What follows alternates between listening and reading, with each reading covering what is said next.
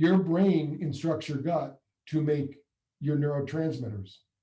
There's two of them that are really important. There's one called acetylcholine and one called GABA. They're only triggered when you're the alpha and theta state. Hey, Doc, can you hear me? I can hear you. You sound great. Thank you. Well, I like the fancy office. I mean, I almost want a tour of it. Yeah.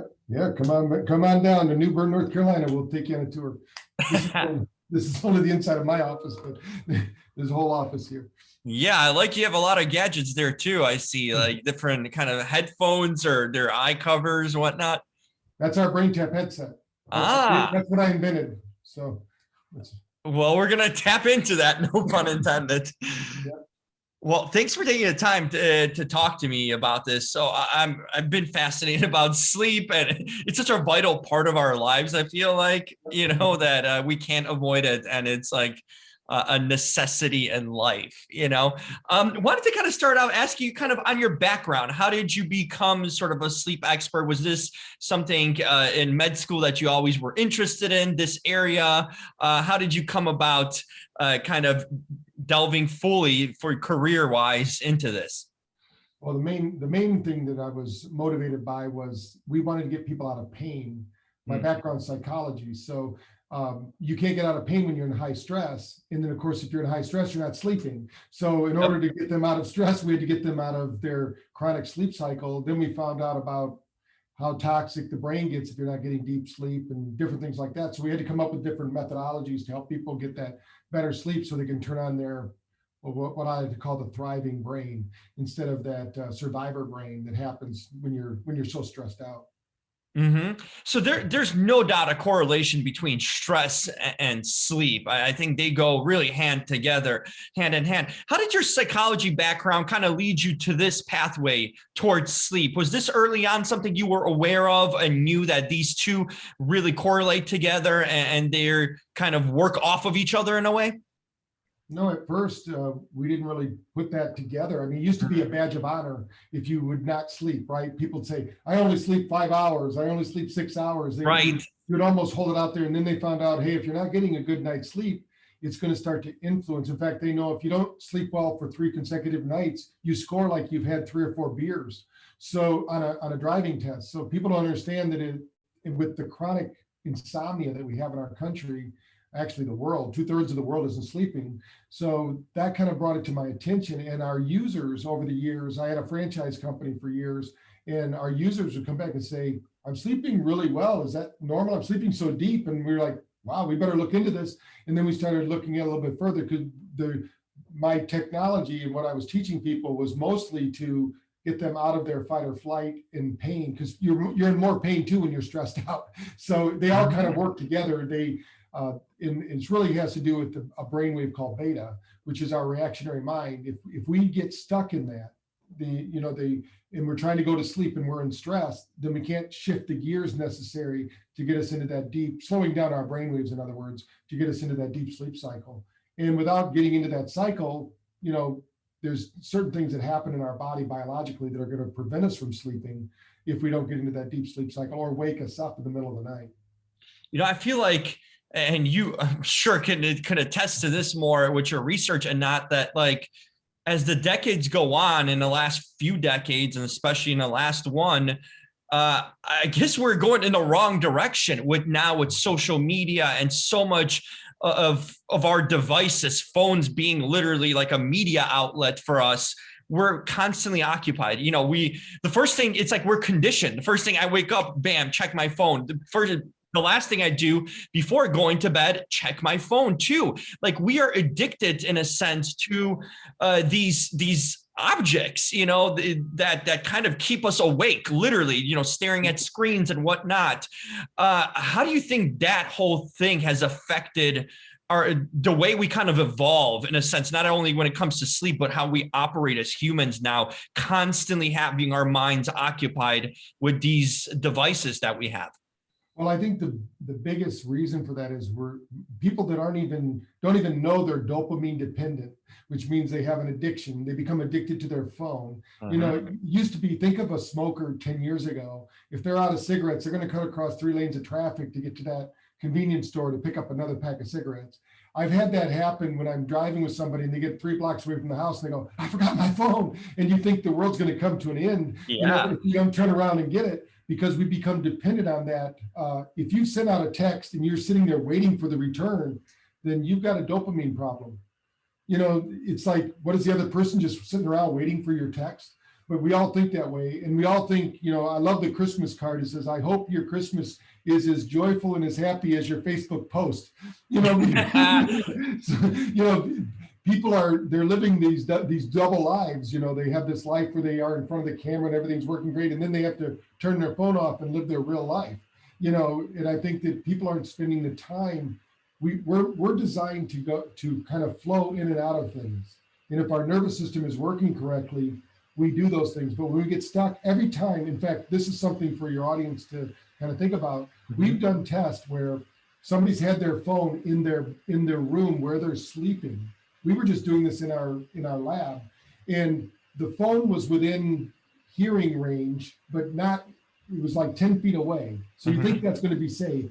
Their phone was on silent, but every time their phone dinged them, and it was just a vibration or just a ding in the phone, we couldn't hear it audibly.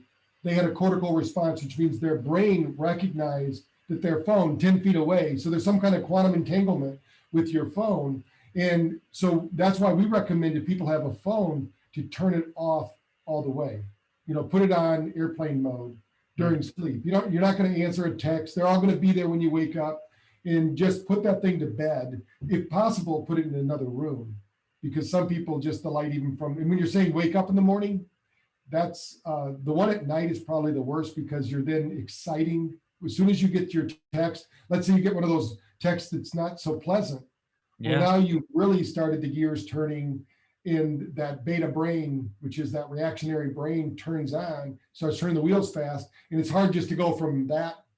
You know, we need a time to wind down, what some people call sleep hygiene, which is to digital detox at least an hour before bed. That's especially if you're one of the 2/3. Now, if you're one of the third, there's a third of the population that isn't even getting 6 hours of sleep. But that's not as important as 1 hour of deep sleep. So it's not how much time you're in bed. It's you need 2 hours of REM sleep and 1 hour of deep sleep, and you'll usually function, or all these little devices like I have on my wrist where it can measure my sleep. All of these devices like BioStrap and all of those, or Oura Ring, you can measure your sleep. But what you'll find is, if you have one of those, the listeners, watch when you get your 1 hour of deep sleep and your 2 hour REM sleep, you're going to score in the 80s to 100. So it doesn't matter how much time a lot of people say, we just did a study actually in Australia, and people were in bed 7 to 8 hours and they were still scoring as insomniacs, because they weren't getting, we did a 2-week baseline before they started, and they were doing their best to go to sleep and get 7 to 8 hours sleep. But even when they were doing that, they were still scoring. So we had to train them to go deeper into the sleep cycle so that they could get that. And there's some techniques you can use to do that. Tell me how you came up with BrainTap. What does it do? What is the science behind it, and the purpose of it that kind of made you come up with it and bring it out to the world? Well, it was very selfish on my part, because I wanted it for myself. Well, there you go. That's where it starts. Yes. And I've been in this field actually pretty much my whole life. My dad was a chronic alcoholic. So I tell people I was blessed to be the son of an alcoholic, because he put us on this path. And he learned to meditate through something called technology-driven meditation, using the Silva sound, they called it. And so this sound would relax your brain and put you into this altered state where you could then de-stress. So I was brought up that way, recording my own sessions from the age of 12 to put myself into a relaxed state. But then a series of events happened. I got to go to work for a company called Light and Sound Research. And so during the research, we took a clinical device that was a $10,000 device, and we shrunk it. We were the ones we invented the very first portable light, sound, and vibration device. So when we created it, it was really a prototype. And so we were out there testing with it, and people are getting the same results as our $10,000 clinical model. And we're like, why make this $10,000 model when we can sell 10,000 people this smaller model instead of one clinical model? And so that evolved in the 80s. And then in 2013, I had a chance to reinvent the technology because new things came on, oscillating chips came on, just the technology kind of evolved. And I wanted to have the ear lights. So when somebody sees our BrainTap, it has lights in the ears. So when I talk about light is the most underprescribed nutrient on earth. Now, light gets a bad name with sleep. A lot of people say, oh, you lights are this light. There's actually 5 different light frequencies that harm the brain during sleep. It's not just blue light, but blue light gets the bad rap. But blue light only really affects about 20% of the people. So they need to be cautious of that. But we have the light because we need to engage the brain in giving it energy. We sleep to recharge and reboot our system. But if we don't have that ATP, that energy store. So what we do, what BrainTap does is it balances the brain, modulates it so that it's balanced, and then puts you into a natural brainwave frequency. We call it a symphony of brainwaves. So we're doing that without any practice. So think about meditation, 30 years of meditation, or press the button and 30 minutes later, you've already been there. We're going to take you to the same place as those Buddhist adepts. Now, we're not going to take you to the same spiritual place because it's not really like that. We're just taking you physiologically there so you can offload that stress. And what we found, we invented it for pain clinics, like I said at the very beginning, because pain is only felt when you're awake. It's in a brainwave called beta. When you're not in beta, you don't feel pain. You're in beta more when you're stressed. So we have to teach people how to de-stress, but our body doesn't learn the same way as we might think. So what BrainTap is, I tell people it's a ancient tradition made into modern technology. All these sciences were around before we invented BrainTap. But what we did was I wanted to put them together into one stack so that you're getting sound. Our ears hear 25,000 different pieces of information at any one time, and we filter out almost all of it. We only act on 40 pieces of that information. But if we can feed the brain certain pulses of information in the form of sounds, the brain will synchronize. And they call this cortical responses. So we can see these deep brain processes under EEG or something like that. But what happens when we go to sleep and we're not sleeping is that the brain gets stuck in what I like to call a cybernetic loop. You know, you get worrying about something or stressed about something, and you're not able to downshift into those gears. So what BrainTap does, without you knowing it, it's going to do it with the mechanisms of our brain. Our brain does this all the time. Everything in the known universe is entrained with everything else. As a perfect example for the listeners, if you look out into the night sky, we have our moon, right? That moon is entrained to stay around our Earth because the Earth has a bigger gravitational pull than it does. But our Earth and the moon and all the planets circle around our sun because it has a higher gravity. So this is true in the big scope of things, but also in the little scope of things. Our thinking, for instance, turns on and off, even gene expression they know now. So you can actually turn on and off your capacity to sleep through the thoughts you think. They clinically, this is all proven now. So when somebody says they have a family history of not sleeping well, there's no such thing as that. But there is the learned experience those are passed on by mom and dad. It's not really genetic, but what we did is we turned on and off those genetic markers so it becomes harder for us to sleep, or we become, like some people say, stress runs in my family. Well, not really.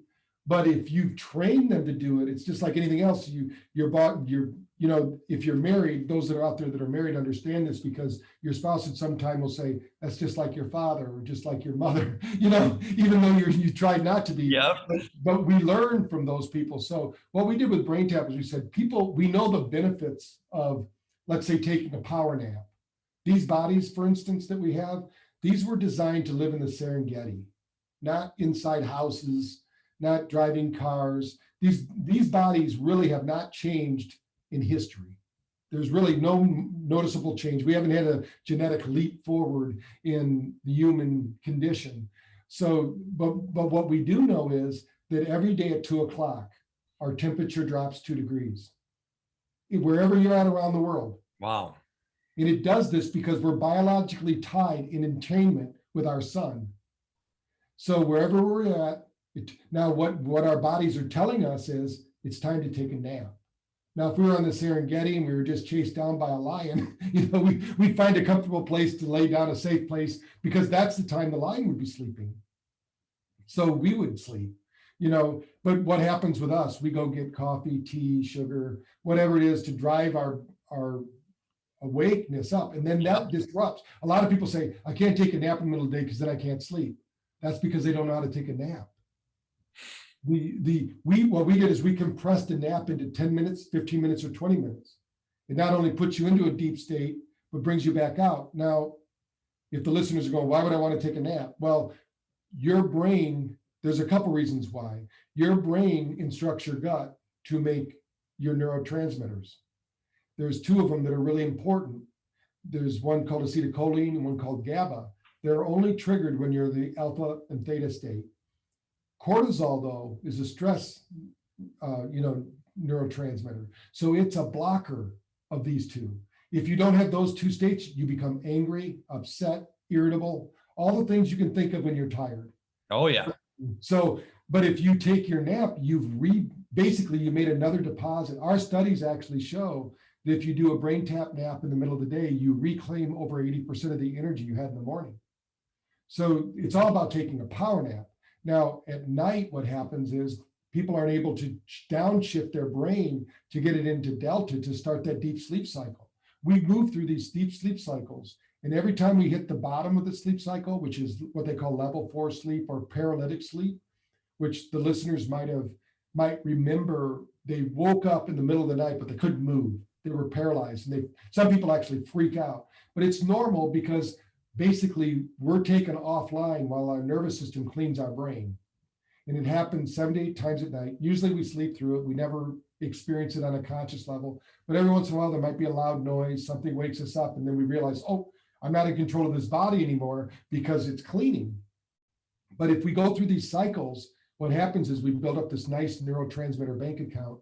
And then the next day when we're being tried, the stresses of the day, we're not going to get rid of stress. I love it when I see stress reduction. No, you want to have stress resilience, because the whole thing about our body is we only grow through stress or through challenges. So we're going to seek that out as a human. We're going to challenge ourselves. We're going to seek it out. But then we need to have that downtime, that recovery time. But if we mix the message, like some people think sleep is actually a waste of time.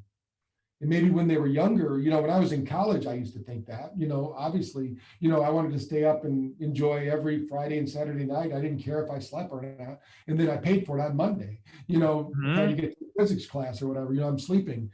So you can't really ever catch up on sleep either.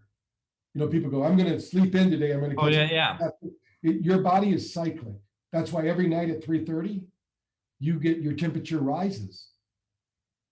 Because our body is cyclic. So as once we learn to move with our body and learn to live with our bodies the way they were intended, then our sleep will become natural. The old saying, I slept like a baby, and they don't mean, with a heavy diaper and cried all night. We want to be able to sleep like a baby where we don't move, and it's very restful. So that's the key here. I feel like my family, me and my mom and my sister, were kind of classic examples of sleeping issues in different ways. For example, my sister just cannot sleep. She stays up through the night. She takes melatonin, as a lot of people do, to try to sleep. She's had always that issue. Me, on the other hand, I've been a night owl always. So I've been always used to, since I've been a kid, to be up to like 3 a.m. or so. And I learned how to function with that. My mother, though, on the other end, I'm pretty certain she has sleep apnea, because the problem with her is that I've been around. She's aware of it. The fact that, she's like, hey, can you stay over and listen how I'm sleeping? Where she snores loud, and you can hear the breathing of her like stopping and going. And she wakes up multiple times a night and then is exhausted from the morning. I feel like people can relate to all these stages because each of us has something that I've seen in people. I wanted to start off with my mother's situation, in the sense of sleep apnea. a serious thing. I've noticed and how she talks about it, all how it's impacting her life. I believe she had a sleep study, but she couldn't sleep during the study, so it didn't turn out or didn't diagnose her with it. But it's clear that when you hear her every night snoring and just having these kind of, you can hear her having struggles sleeping in that way. What do you say to someone like that, who there's a lot of people out there who snore and go through potentially sleep apnea and these troubles where it just completely destroys your day and night? Mm-hmm. Yeah, it's like having your car in the parking lot and then the engine's running. You get up in the morning, wonder where all your energy went because your car was on idle. So that's why if you got to drop out of that delta brainwave. What I find works almost 80% of the time for most of these cases is that they're going to sleep too fast. As bizarre as that sounds, when you go to bed, people have this misunderstanding that you're supposed to hit the pillow and black out. You're not supposed to think. But if you don't take the time to take short-term memories and make them long-term memories, your brain will idle until it's done processing that day. And if you trained yourself to deny that information, it's almost like the computer stayed on, even though the computer keeps rebooting because it wants to process that data. So what I recommend people do, it's a very simple process. There's two different breathing techniques you can use. One is called box breathing. It's very simple. You breathe into the middle count of 4, hold it to the middle count of 4, breathe out to the middle count of 4, leave it out for the middle count of 4, and it's a box, right? So you keep doing that while you visualize your body relaxing. Now, at first, that's going to be difficult for somebody because they get anxious. What happens is they kind of become a self-fulfilling prophecy. They go, I don't sleep well. You're laying in bed, say, I don't sleep well. This isn't working. They got to put all that aside and just don't worry about how much time you're sleeping. It doesn't even matter. What matters is you de-stress. So that's why we do this for them on the BrainTap headset, or on the app as well. But they can also do one of the best ways if their nervous system isn't regulating, then we need to train the body. When you breathe in, you have triggered fight or flight, what they call the sympathetic system. We call it the survivor brain. So every time you breathe in, you look at somebody who's anxious, upset, angry, they're breathing high in their chest and they're not taking deep breaths out. So breathe in to the middle count of 4, breathe out to the middle count of 8, and let that long breath. And then at the end of that, then breathe into the middle count of 4, breathe out to the middle count of 8, get into that rhythm, and then start up the body doing what they call a body scan. What will happen pretty soon, what will happen is you won't make it to your knees. You're going to be gone consciously, but your brain is going to remember the ritual because your body works like there's an electrical component called a capacitor.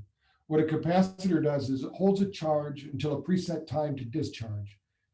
All of our cells work like capacitors. Elon Musk in his energy system they modeled that after the human cell.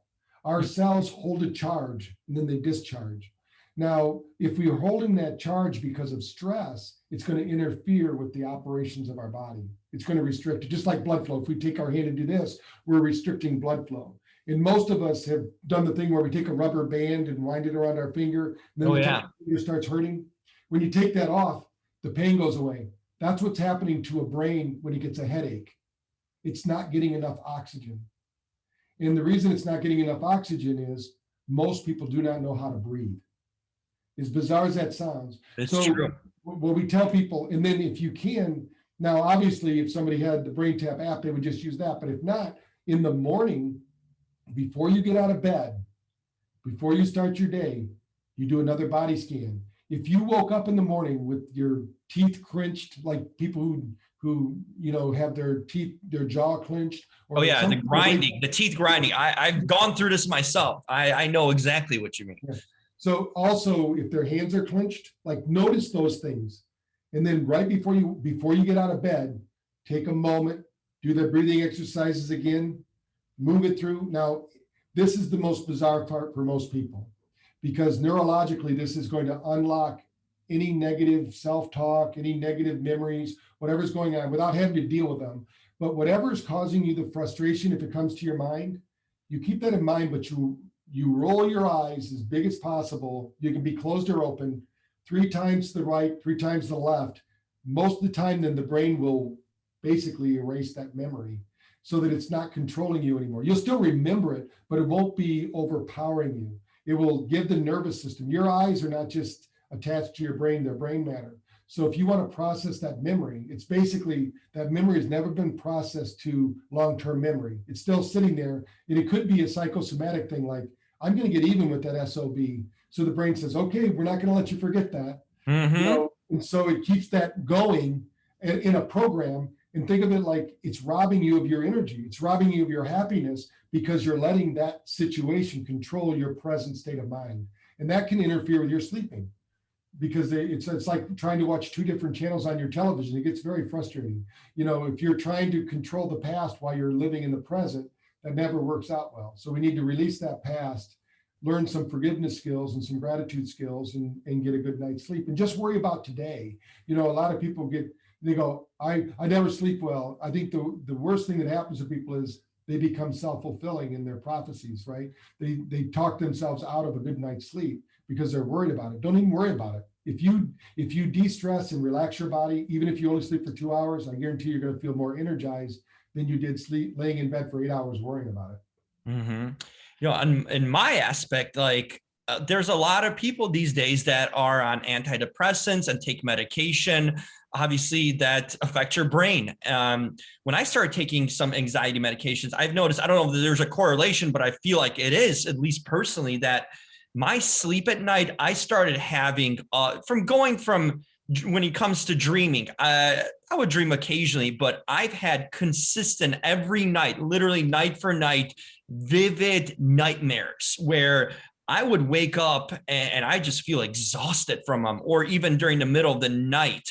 What do you feel is the cause of certain like that? Is it a medication thing, or is it like a practice that you kind of believe with someone who has consistent or vivid dreams or vivid nightmares that on almost a nightly basis? How do you work around that? What is a potential solution for that and a cause of the problem for someone that's not getting sleep just because of these wild, in a sense, nightmares? Well, that's why it's so important to preempt those by creating your own dreams before you go to sleep. We've all had the experience where we fall asleep in front of the TV. Maybe we're watching a World War II movie, and then we wake up in a dream where we're in the World War II, because the brain takes whatever we just did. That's why it's so important to listen to some kind of like light music, maybe read something positive, feed your brain something. Basically that last hour before sleep, your brain's going to use that information to incorporate into your dreams. So don't avoid broadcast news nowadays with all the fear that's going on out there, because we don't know what's happening, right? We're not getting all the information, or we don't feel we are, whatever's going on. Uncertainty is really bad for the brain. So during these uncertain times, of course, the brain's going to gravitate to think of the brain as a master computer that its only job is to solve problems for you and keep you alive. So if it thinks something's a danger to you, it's going to keep reminding you of it to keep you safe. But also, we have a heart brain. Most people don't know about this. We have 40,000 neutrino cells in our heart. Our heart actually controls the brain in our head. So if we don't slow down and there's something that you can measure on most devices, if you have a smartwatch or whatever, it's called heart rate variability. And if people aren't able to modulate the fear and the joy and then be able to come back to center, then they get stuck in those. So it sounds to me like what's happening is your nervous system is getting stuck in this fight or flight, even while you're sleeping. It's not releasing. For people that know like how a clutch works, it's like the clutch isn't being pushed in, so it doesn't matter how badly you want to shift the gears, you can't get it out of that gear. So and usually that happens normally. Like if you're like, take for instance, if you were in love and you're in a relationship and everything's going great, people seem to sleep better. They even lose weight, without even trying, because it's because of acetylcholine and GABA. That's what happens when you're in love. So you possess the world's greatest pharmacy. You just need to trigger it to get you to sleep deeper. And the biggest reason people don't sleep, whether it's waking up in the middle of the night or whatever, is they don't have enough theta activity, which is that brainwave right before going into delta, which is deep sleep. So what I would look at is, what is my stimulus before going to bed?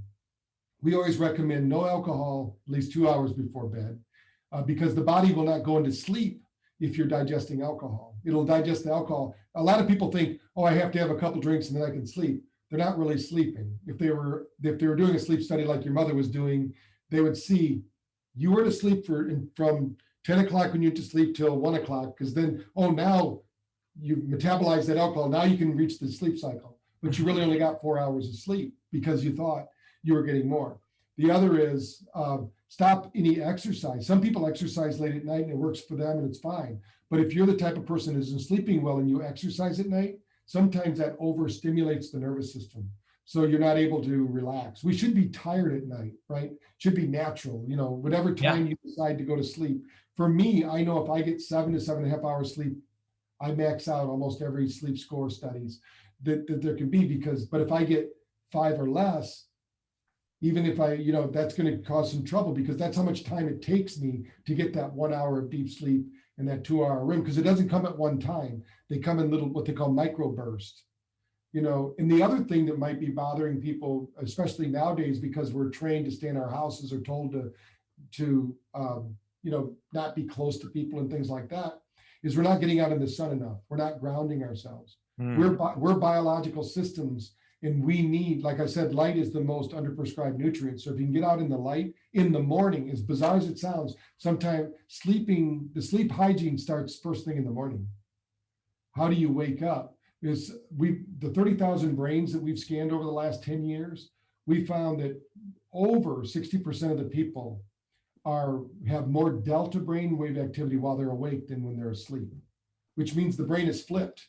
The brain's trying to go to sleep when they're awake and trying to wake up when they're going to sleep.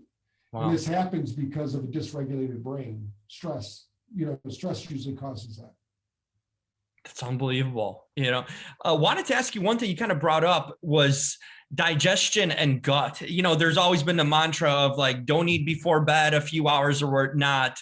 What can you say about eating and how that affects your brain? Because there's more studies now that the gut has really a lot of influence on your brain. Tell me about that aspect with the food and gut and the impact on sleep and your brain, because it seems to be something that's really gaining steam and makes a ton of sense. Right. This gut-brain connection is super powerful because your gut has more neuron connections than your brain and your head. It also communicates twice as much. Your gut actually controls your brain, not your brain controlling your gut. The same with your heart. Your heart and gut have more control over your thoughts than what you think is happening.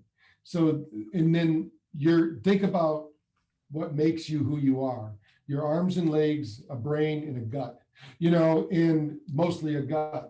So if you're digesting food, you've engaged about 40% of the mechanisms of your body.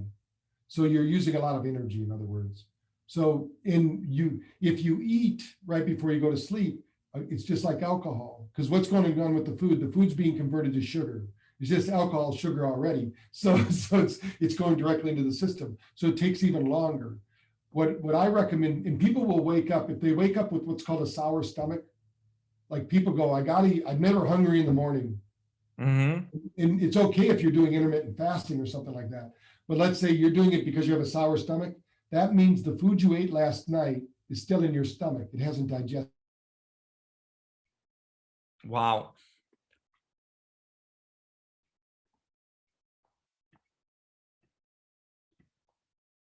It's set in a 98 degree, that will upset. So it's better to go to sleep hungry. Like we say at least 2 hours before sleep, stop eating. But if more time you have, the better for sleep. So, and I always encourage people, if they have a way to measure their sleep, to notice this, to first, notice what happens. Sometimes you have to, you were traveling or something were happening. Right. But if you can do it most of the time, you're going to find that your sleep is going to be much deeper. Huh. That's such an interesting and easy thing we can apply and do, but will make a big difference. Wanted to end by asking, just telling people where they can get a BrainTap, where can they get their hands on your creation, and to change their ways in a sense. How is it accessible to everyone? Well, they can check it out at braintap.com. But if they want to, for a 15-day trial in a book, my book, Thrive and Overdrive, for 99 cents, they can go to braintap.pro and they can download that book. They get to keep that for free and they can try out our app for 15 days. And then if they like that, they can look into buying the headset.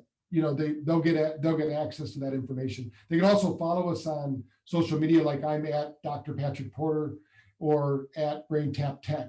They can find us on all the social media channels. Well, I sure would like to look into more of this and learn what because there's issues. I know people, everyone, or me in my family and close friends, everyone has some sort of story when it comes to dealing with sleep and the impact it has on your life, which is insurmountable. It kind of revolves around that. So I'd certainly like to check out your book and find out more about that myself. No doubt about it, as this really struck my attention. Okay, well, Jim, you can contact me and I'll give you access so you can evaluate it. I mean, if you go, that'd be great. I'd love to check it out for sure. If you go to braintap.info, there's a free link there where you can get access to the app. And then we can give you an influencer time period on there. That'd be awesome. I'd like to check it out further and share my findings. And then certainly there's a lot of people that could take something away from it. I'm certain of that, and no doubt about it. No matter what age or point in your life you are, we're all affected by the same thing. So thank you so much, Dr. Porter. Really appreciate you taking the time and teaching me a lot of these things and sharing some incredible tips too along the way. I definitely appreciate it. Like I said, it's piqued my interest as soon as I had an opportunity to talk to you, and no doubt I had to. Okay, thanks, man. We'll talk soon then. Absolutely, love to connect again. Talk soon. Bye-bye.